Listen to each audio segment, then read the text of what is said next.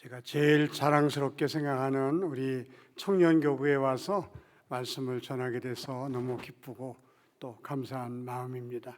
41년 2개월의 마라톤과 같은 긴 목회 여정을 이제 오늘로 마감하고 이 다음 주에는 은퇴식을 하게 되죠. 이제 은퇴하면 여러분을 자주 뵙지 못할 것 같습니다. 이제 새로운 며느리가 이제 들어왔는데 시어머니가 너무 자주 찾아오면 며느리가 아무래도 불편하죠. 그래서 며느리가 오라 그럴 때 오고 이제 그러면 대우도 받고 또 서로 좋은 마음으로 만날 수 있을 것 같아서 가급적 이제 우리 교회는 잘 오지 않으려고 이렇게 마음 먹고 있기 때문에 여러분하고 이렇게 말씀을 나눌 기회는 별로 없지 않을까 이런 생각을 합니다. 오늘 마지막 고별 설교라 이렇게 생각하시고 말씀을 들어주시면 고맙겠습니다. 오늘 제목이 내게 주신 모든 은혜입니다.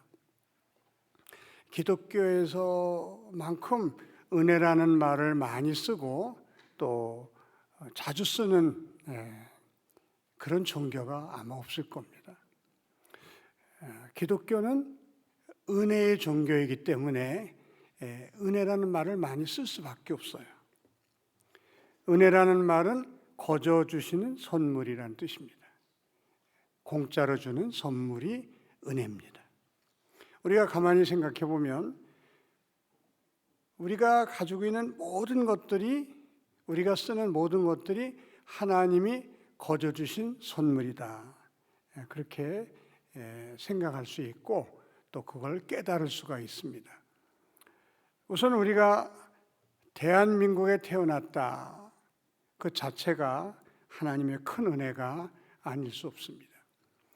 지난달에 제가 방글라데시에 단기선교 팀과 함께 다녀왔습니다. 우리 수원성교회에서 학교를 지었고 예배당을 지었습니다. 그래서 준공식을 하러 갔다 오는데 시간이 좀 있어서 그 교회에 나오는 성도들을 신방한 적이 있었어요. 신방하면서 깜짝 놀랐습니다. 가난해도 어떻게 이렇게 가난할 수가 있나. 집이란 게 우리들 안방만 해요. 2평 고깃집이에요. 거기다가 기둥 4개 세우고 이제 양철 지붕을 얹어서 집을 만들었는데 한쪽은 흙바닥입니다. 잘 골라서 카페트를 깔아가지고 거기가 이제 침실이라는 거예요. 거기서 세 걸음 정도만 나가면 땅을 이렇게 파고 연기 나오는 데만 만들어 놓고 솥단지를 하나, 쎄하면 솥단지를 하나 걸어놨는데 그게 부엌이라는 거예요. 부엌에 부엌 무슨 세간이 없어요. 솥단지 하나예요. 나무로 떼서 밥을 하니까 솥이 새까맣습니다. 도대체 어디서 이제 샤워를 하는지 뭐 알 수가 없어요. 아이들은 너무 못 먹어서 그냥 바짝 말랐고 교육을 받지 못한 아이들이라 그냥 동네에서 장난이나 치고 왔다 갔다 하면서 청소년기를 보내는 것입니다. 얼마나 불쌍한지, 얼마나 안타까운지. 네팔도 그렇고 동남아시아, 미얀마, 캄보디아, 또 라오스 이런 나라 농촌 가면 비슷비슷합니다. 우리가 대한민국에 태어났다고 하는 것이 얼마나 큰 은혜요, 얼마나 큰 하나님의 축복인지 단기 선교를 다녀오면 우리가 뼈저리게 느끼는 아주 그런 마음입니다. 또 우리는 지금 대한민국 역사상 가장 찬란한 시대를 살고 있다. 이것도 하나님의 큰 은혜가 아닐 수 없다는 것입니다. 5,000년 우리 한민족의 역사를 가만히 보면요, 4,900년 정도는요 너무너무 비참한 생활을 했어요. 4,900년, 지금부터 100년 전만 해도 우리 한국은 전 세계에서 가장 가난한 나라 중에 한 나라였어요. 가장 미개한 나라 중에 한 나라였습니다. 가장 의료 혜택을 받지 못한 나라 중에 한 나라였어요. 지금부터 100년 전만 해도요, 이 나라는 한마디로 너무너무 비참한 나라였어요. 그게 4,900년 동안 지속된 한민족의 역사입니다. 그러다가 100년 전에 선교사가 들어와서 복음을 전해주시고 학교를 세워주고 병원을 세워주고 예배당을 세워줌으로 그때부터 조금씩 날기 시작하더니 지금은요 창공을 나는 멋진 나라가 됐습니다. 우리 대한민국의 국력이 얼마나 대단한지, 경제력은 거의 세계 10위에 속하고 국방력도 거의 그 정도 됩니다. 제가 아프리카 남아공 또 가나 이런 데 가보면 아주 재미있는 현상을 발견하게 됩니다. 시내버스인데 우리 한국에서 못 쓰는 버스를 이제 수입해 가지고 그 노선 버스로 사용하고 우리나라 마을 버스식으로도 사용하는데, 거기 재미있는 것은요, 거기 종로학원, 신일전기 이런 걸 그대로 붙여놓고 차를 운행하는 거예요. 노선 버스가. 그래서 저거 왜 안 지우고 쓰냐 그랬더니 한국제라는 것을 은연중에 암시한다는 거예요. 한국제가 최고인데 이 차 한국제다. 그거 자랑하고 싶어서 학원 이름 뭐 또 회사 이름 그대로 붙이고 다니는 거예요. 그런 나라에서 사우스 코리아에서 왔다 그러면요, 자기들이 벌써 이래요.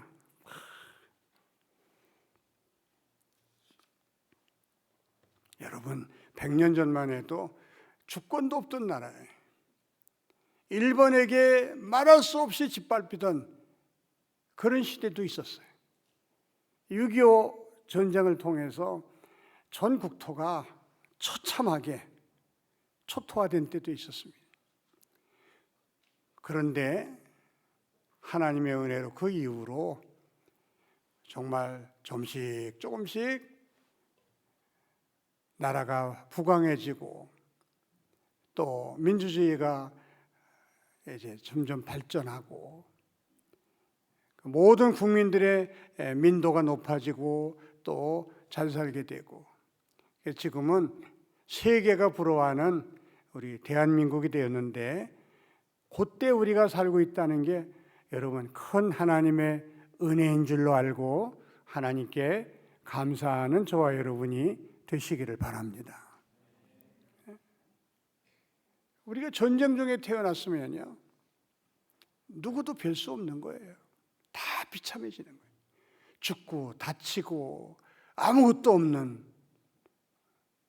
그런 데서 우리가 살아가야 되니까 얼마나 힘이 들겠어요.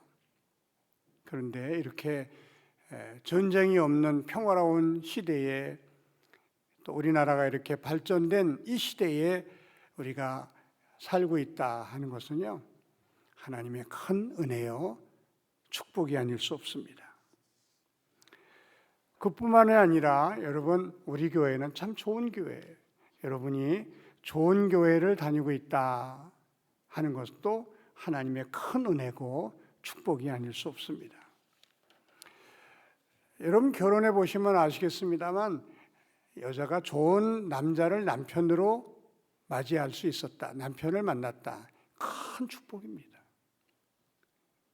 또 남자도 마찬가지예요. 정말 좋은 아내를 만났다고 하는 것은요, 엄청난 은혜가 아닐 수 없어요. 엄청난 축복입니다. 근데 그거 못지않게 성도가 좋은 교회를 만났다고 하는 것은요, 여러분 살아보시면 아시겠습니다만, 좋은 남편을 만났다, 좋은 아내를 만났다, 그 이상의 의미가 있어요. 이 영적인 여기서부터 모든 게 출발되기 때문에 하나님의 모든 은혜와 축복이 교회를 통해서 이 지체에게 전달되기 때문에 좋은 교회를 만났다고 하는 것은요, 엄청난 은혜고 축복이 아닐 수 없어요. 우리 교회 부목사로 계시다가 이렇게 담임 목사로 가는 분들이 이제 몇 년에 한 번씩 있습니다. 그러면 제가 그분하고 이제 단둘이 식사를 할 때가 있어요. 마지막으로 제가 대접해드리고 보냅니다. 그때 제가 꼭 묻는 질문이 있어요. 목사님, 우리 교회에서 일하시면서 행복하셨습니까? 그분들의 대답이 뭔지 아십니까? 목사님, 제 생애를 통틀어서 수원서교에서 일했던 때가 가장 행복한 때였습니다. 생애를 통틀어서. 요즘에 제가 그만둔다 그러니까 저하고 또 제 아내하고 밥 먹자는 사람들이 그냥 줄을 섰어요. 20년 동안 연락 한 번 안 하던 사람들이 그냥 목사님 식사 같이 시간 좀 내세요. 시간 좀 내. 얼마나 많은지요. 이게 뭐 할 수가 없는 거예요. 그래서 제가 원칙을 세웠습니다. 예배부, 무슨 봉사부, 주차부 이런 또 여전도회 남성교회 이런 기관이 식사하자는 거를 우선순위로 하고 개인이 식사하자는 것은 그거 다 끝난 다음에 하자. 그렇게 원칙을 세웠는데 개인적으로 식사한 사람은 아직 한 사람도 없어요. 그래서 이제 보통 예배부로 한 20명, 어제도 새가족부하고 모였는데 새가족부 한 30명 모였더라고요. 그럼 제가 던지는 질문이 있습니다. 거기 있는 몇몇 사람에게 수원성교회 다니시면서 어땠어요? 행복하셨어요? 그분들이 너무너무 행복했습니다. 친구들 만나면 교회 자랑만 해요. 그러시는 거예요. 지난 금요일 날 우리 교회에서 박성원 경원대학교 총장, 한국일 교수, 김도일 교수, 조은하 교수 이런 분하고 박사과정에 있는 사람들 한 10명이 모여서 세미나를 했습니다. 그분들이 우리 교회를 얼마나 높게 평가해 주시는지 수원성교회는 한국교회의 모델 중에 모델이다. 보수신앙을 가지고 있으면서도 이 세상을 섬기기 위해서 사회 선교사를 파송하는 교회는 대한민국의 수원성교회밖에 없다는 거예요.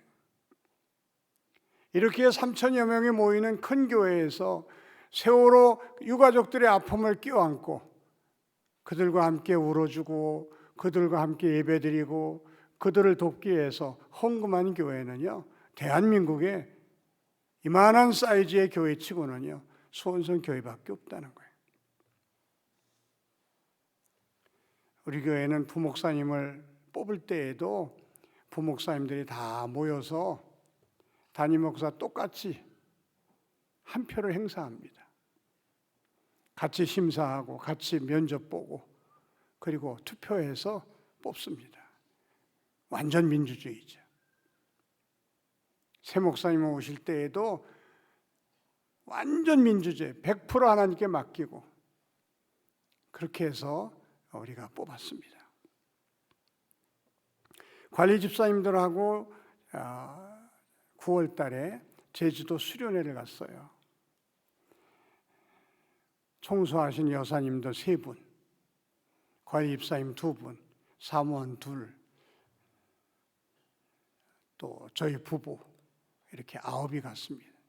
가서 이제 뭐 구경도 하고 뭐 음식도 먹고 차도 마시면서 제가 또 물었어요. 또 뭘 물었을까요? 우리 교회에서 일하는 게 행복합니까? 청소하는 분에게 물었어요. 우리 교회에서 일하는 게 행복하셔요? 목사님, 말로 다 할 수 없이 행복해요. 너무너무 행복해요. 너무 좋아요. 여러분, 그 교회가 좋은 교회인지 그렇지 않은 교회를 진단하는 진단 방법 중에 하나가 그 교회에서 가장 낮은 곳에서 일하는 관리 집사님들의 말과 표정을 보면 알 수 있어요. 저는 교육전도사, 전임전도사 몇 교회를 거쳤습니다. 그 교회에서 일하는 그 사찰 집사라 그래요. 얼마나 천대를 받고 얼마나 눌림을 받으며 사는지 기가 다 빠진 사람들 같아. 그런 교회는요, 병든 교회. 교회에서 가장 낮은 자리에서 일하는 청소하는 분들, 관리 집사님들, 이런 분들을 인격적으로 잘 대우해드리고 그들이 생활할 수 있도록 넉넉한 페이도 드리고, 그분도 한 가정을 거느리는 사람인데 교회에서 받는 돈 가지고 자녀들 공부도 시키고 장가도 보내고 시집도 보낼 수 있어야 되는데 이 교회들이 그렇게 넉넉하게 주질 않아요. 그래서 그 교회에 가장 어렵게 가장 낮은 곳에서 일하는 분들이 어떠하냐에 따라서 그 교회가 좋은 교회냐 건강치 못한 교회냐가 결정되는데, 이분들이 너무너무 행복하다는 거예요. 그리고 진심으로 교회를 사랑하면서 일하는 모습을 볼 수가 있었습니다. 참 우리 교회의 참 복 중에 또 하나의 복이 뭐냐 하면, 우리 후임 목사님이 아주 좋은 분이 들어오셨어요. 이거 후임 목사님이 좋은 분 들어오는 건요, 사람의 힘으로 되는 게 아니에요. 이건 전적으로 하나님의 주권적인 역사입니다. 우리가 이력서 보고 뽑는데 여러분, 이력서 보고 그 사람을 알 수 있어요? 모릅니다. 이력서는 그 사람이 이력서는 화려해도 그 사람의 본성이 어떤지는 아무도 몰라요. 그래서 이 사람을 우리가 예를 들면 구한다. 여러분 이담에 이담도 아니죠. 예를 들면 결혼한다 할 때 남편을 만난다, 아내를 만난다. 여러분 기도 많이 하셔야 돼요. 사람 마음대로 되는 게 아니에요. 기도 많이 하시면요, 기도대로 될 줄로 믿으시기 바랍니다. 아멘 한 사람만 그렇게 되길 바랍니다.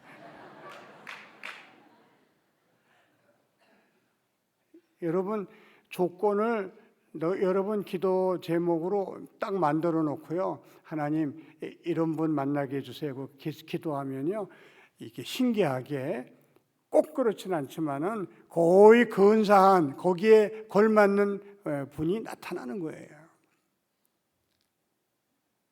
그러니까 그냥 때가 되면 만나겠지, 그리고 기도도 안 하고 그냥 희망사항으로만 가지고 있으면 이거 안 돼요. 여러분 배우자를 놓고 구체적으로 기도하시기 바랍니다. 아멘 한 사람만 좋은 사람 만나기 바래요. 우리 교회에 꼭 맞는 분을 보내달라고 그랬거든요. 좋은 분도 필요 없어요, 여러분. 우리 교회 꼭 맞으면 최고지. 너무 훌륭해가지고 우리하고 맞지 않으면요, 설교해도 우리가 못 알아들어요.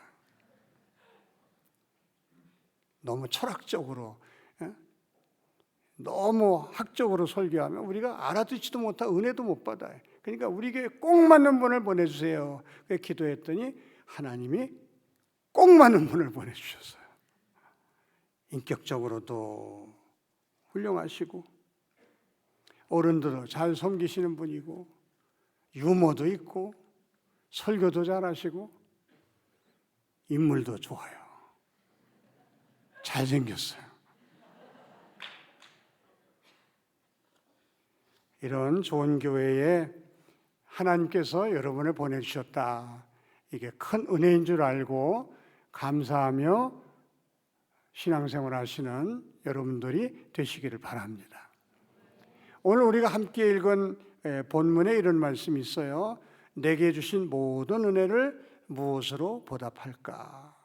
하나님께 받은 은혜가 너무 커서, 하나님께 받은 은혜가 너무 많아가지고 가슴이 그냥 벅찬 거예요. 그리고 그 은혜를 생각할 때 막 전율이 오는 거예요. 그래서 하나님, 이렇게 큰 은혜, 많은 은혜를 제가 받았는데 이 은혜를 무엇으로 보답하며 제가 살아야 되겠습니까? 이제 그런 고백을 하는 거예요. 근데 여러분, 이 고백은 우리들도 다 동일하게 해야 될 고백인 줄로 믿습니다. 왜냐하면 우리도 말할 수 없이 큰 은혜를 하나님께로부터 이미 받았기 때문입니다. 어떤 은혜를 받았나? 8절에 있습니다. 주께서 내 영혼을 사망에서, 내 눈을 눈물에서, 내 발을 넘어짐에서 건지셨나이다. 주께서 내 영혼을 사망에서 건지셨다 하는 말은 구원해 주셨다. 나 구원받았다. 구원받은 은혜에 말할 수 없이 감사하는 모습을 볼 수 있습니다. 우리가 은혜라는 말을 참 많이 합니다만 은혜 중에 은혜는 내가 예수 믿고 구원받은 은혜다. 이걸 우리가 깨달아야 됩니다. 구원받지 못한 사람의 모습을 성경은 여러 가지로 비유해서 말씀하고 있는데 가장 우리 가슴에 와닿는 비유가 나병 환자에 대한 비유입니다. 구원받지 못한 사람은 나병 환자와 같다. 이게 성경의 말씀이에요. 열왕기하 5장에 보면 여러분이 잘 아시는 나아만 장군의 이야기가 나옵니다. 나아만 장군이 아람의 2인자였거든요. 아람이라는 나라를 구원한 구국의 영웅이에요. 왕의 절대적인 신임을 받고 있는 권력자입니다. 그가 갑옷을 입고 군사들 앞에 호령할 때 모든 군사들이 나아만을 존경하는 마음으로 순종하는 그런 사람이 나아만 장군이에요. 근데 집에 돌아와서 갑옷을 벗을 때는요, 진물이 질질 흐르는 나병 환자였다는 것입니다. 하나님이 이렇게 우리에게 말씀하십니다. 한 나라의 2인자면 무슨 소용이 있느냐? 나병 환자인데. 여러분, 믿지 않는 사람을 하나님이 이렇게 말씀하십니다. 야, 돈이 수조가 있다면 무슨 소용이 있느냐? 나병 환자라면. 권력을 잡고 있다면 무슨 소용이 있느냐? 그 사람이 나병 환자라면. 구원받지 못한 사람의 모습이 그와 같다고 하나님은 알려주시는 거예요. 겉으로 뭐 국회의원이다, 무슨 뭐 장관이다, 재벌회장이다 그렇지만은 구원받지 못한 사람, 하나님의 눈으로 보실 때에는요, 나병 환자보다 더 비참한 죄의 병을 앓고 있는 불쌍한 사람이라는 거예요. 그 죄의 병은요, 치료약이 없어요. 여러분, 죄의 병을 뭘로 치료하겠어요? 이 죄의 병에 걸림으로 말미암아 가정이 파탄나고요. 죄의 병에 걸리다 보면 교회가 분열되고, 죄의 병에 걸리면요, 온 백성들이, 특별히 정권을 잡은 사람들이 죄의 병에 걸리면 나라가 망하는 거예요. 죄의 병에 걸린 사람은 죽어서 심판받고 결국은 지옥에 가는 거예요. 하나님 보실 때 얼마나 안타깝습니까? 사람이 태어나자마자 죽어서 심판받는 곳으로 가야 되는 존재니까 하나님 보실 때는 너무나 안타까운 거예요. 여러분이 결혼해서 아이를 낳았어요. 막 좋아했어요. 아이가 3살쯤 자라다가 뭐 아프다 그래서 병원에 데려갔더니 의사가 청천벽력과 같은 소리 하는 겁니다. 내년에 죽을 겁니다. 여러분, 그 마음이 얼마나 아프겠어요. 얼마나 많이 울겠어요. 하나님이 우리를 보실 때 우리가 태어나면서부터 죽음을 향해서 가는 존재가 되니까 하나님 마음이 너무 괴로우신 거예요. 너무 힘드신 거예요. 사람이 너무 불쌍한 거예요. 저 사람들을 어떻게 죽지 않게 할 수 있을까? 지옥 가지 않게 해줄 수 있을까? 고심고심하다가 내 아들을 보내자. 그래서 하나님의 아들 예수님을 사람의 몸을 입혀서 이 땅에 보내신 겁니다. 죄의 삭은 사망이에요. 죄의 삭은 사망이기 때문에 죄값 때문에 우리가 죽어야 되는데, 죄 없는 사람이 내 죄를 대신해서 죽으면 하나님이 내 죄를 용서해 주신다는 겁니다. 문제는 죄 없는 사람이 이 세상에 한 사람도 없다는 거죠. 죄 없는 사람이 이 세상에 어디 있어요? 그래서 하나님은 하나밖에 없는 당신의 아들을 사람의 몸을 입혀서 이 땅에 보내주신 거예요. 그분은 죄 없는 하나님의 아들이시니까 저와 여러분을 대신해서 죽어줄 자격이 있는 거예요.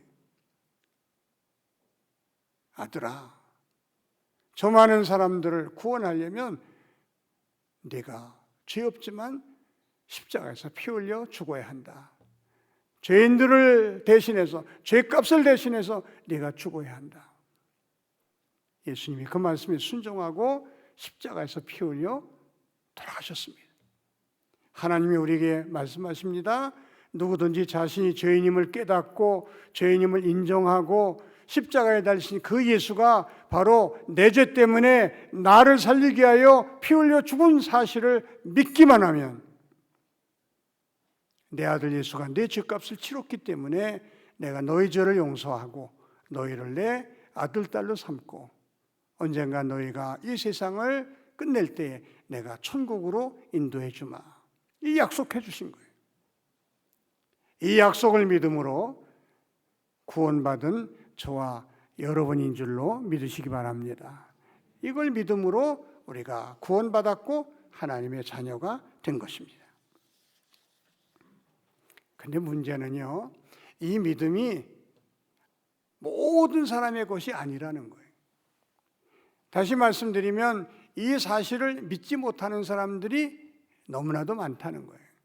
그도 그럴 것이, 여러분, 이성적으로는 이게 이해가 안 되는 일이에요. 한번 생각해 보세요. 2000년 전입니다. 2000년 전. 그것도 저 유대라는 나라의 땅에서 젊은이가 십자가에 못 박혀 죽었어요. 그 죽음이 나와 무슨 상관이 있단 말입니까? 2000년 전에 유대 땅에서 십자가에 못 박혀 죽은 청년이 나 때문에 죽었다는 거예요. 나 얼굴 한 번도 보지도 못하고 알지도 못하는 사람이 나 때문에 죽었다는 거예요. 이게 이해가 됩니까? 믿어집니까? 그래서 안 믿는 사람들이 안 믿는 건요, 너무나 당연한 일이고 그게 정상이지, 믿는 우리가 잘못된 거예요.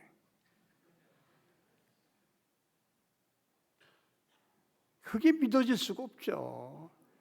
생각해 보세요. 2000년 전에 알지도 못한 어떤 젊은이가 십자가에 못 박혀 죽었어. 그게 나하고 무슨 상관이 있어요? 응? 이게 사람 힘으로는 믿을 수가 없는 거예요, 여러분. 믿어지지가 않아요. 그런데 말이죠, 어떤 사람에게는 성경이 우리가 죄인이라는 거, 그래서 죽을 수밖에 없다는 거, 죽은 다음에 심판받는다는 거, 그래서 하나님이 우리를 살리기 위하여 당신의 아들을 보내셨다는 거예요. 바로 나를 위해서 그분이 십자가에 못 박혀 죽었다는 거예요. 그리고 하나님이 말씀하십니다.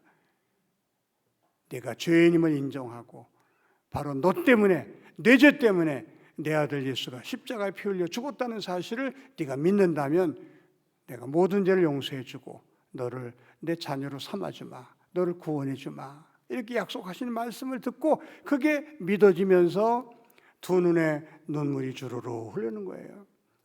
내가 뭔데, 나 같은 게 뭔데 하나님의 아들이 나를 살리기 위하여 십자가에서 피 흘려 죽을 수 있나? 내가 뭔데, 아무것도 아닌 내가 뭔데 하나님의 아들이, 거룩하신 하나님의 아들이 나 때문에 죽는단 말인가? 이 은혜가 너무 감사해서 눈물을 주르르 흘리면서 펑펑 울다가, 하나님, 이 은혜를 내가 무엇으로 갚을 수 있겠습니까? 제가 드릴 건 없고 내 일생을 하나님께 드리겠습니다. 그래서 선교사로 나간 사람들이 전 세계로 수십만 명이 넘습니다.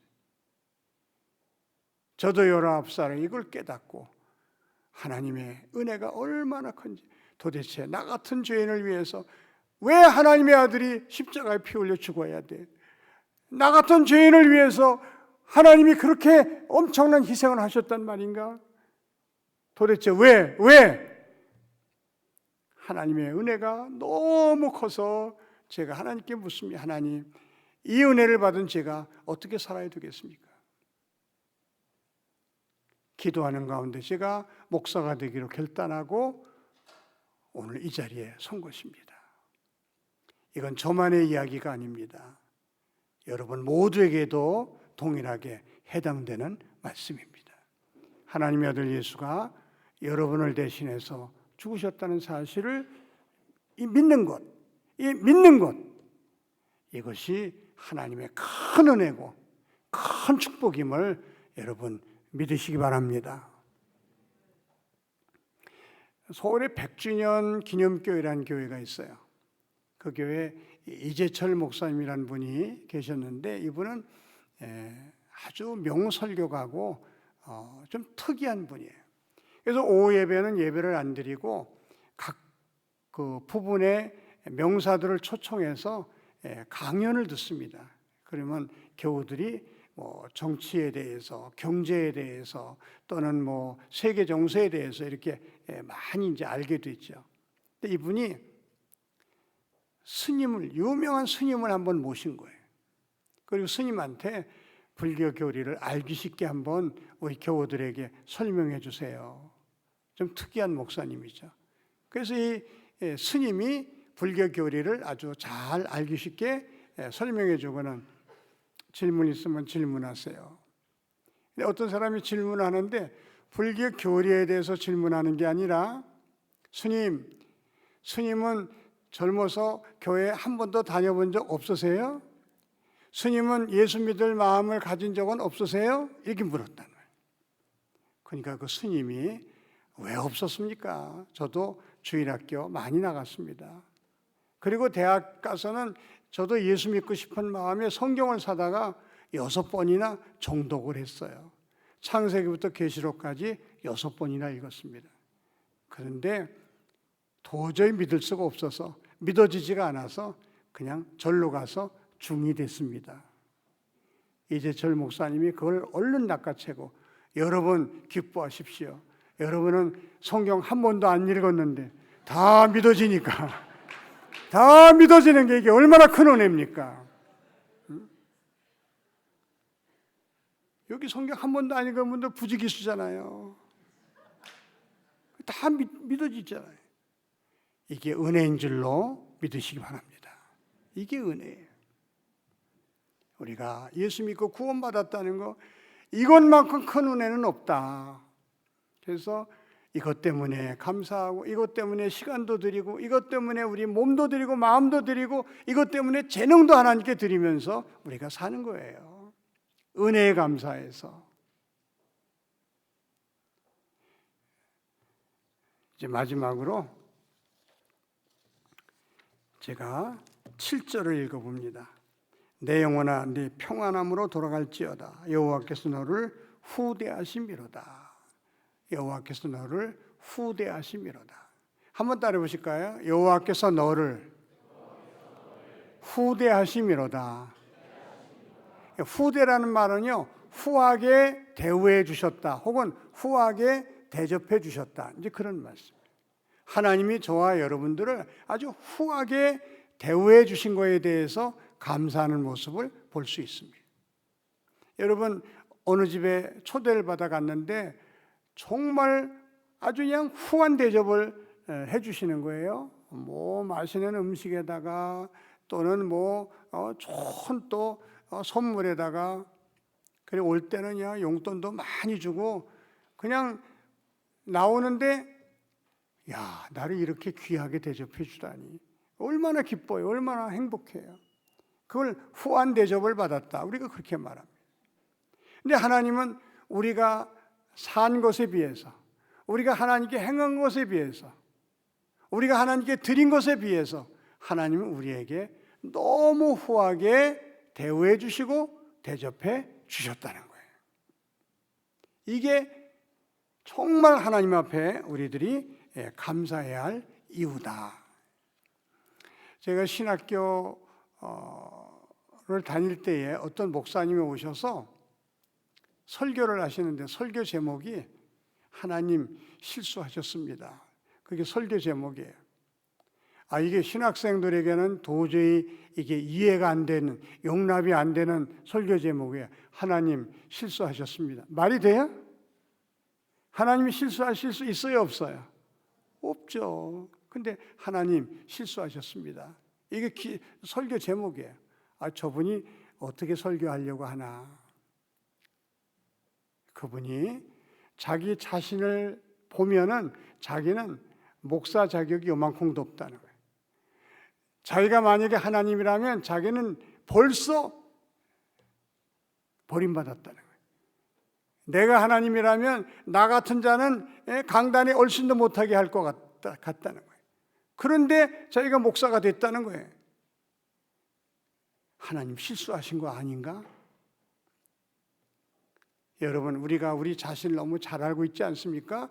남 보기에는 그럴듯해도 우리 속에 뭐가 들어있는지 자기 자신은 잘 알잖아요.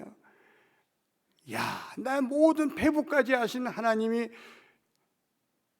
나 징계하지 않는 것만 해도 다행인데, 난 내치지 않는 것만 해도 다행인데, 하나님이 너무나 우리에게 사랑과 은혜와 복을 풍성히 허락해 주셔서 우리를 후하게 대접해 주신 것입니다.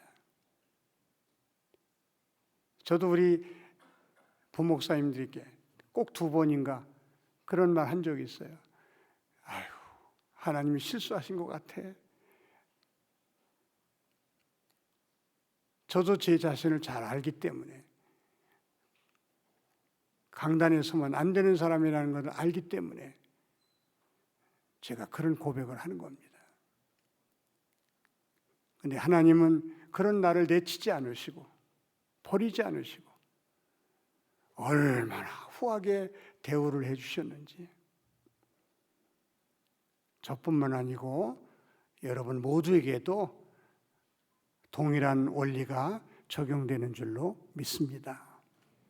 우리가 하나님께 행한 것에 비해서, 우리가 하나님께 드린 것에 비해서 하나님은 너무 큰 은혜와 너무 큰 사랑을 저와 여러분에게 쏟아주셨다. 이것을 깨닫고 항상 하나님께 감사하면서 내게 주신 모든 은혜를 내가 무엇으로 보답할꼬, 그 마음을 가지고 살아가는 저와 여러분이 되시기를 주님의 이름으로 축원합니다.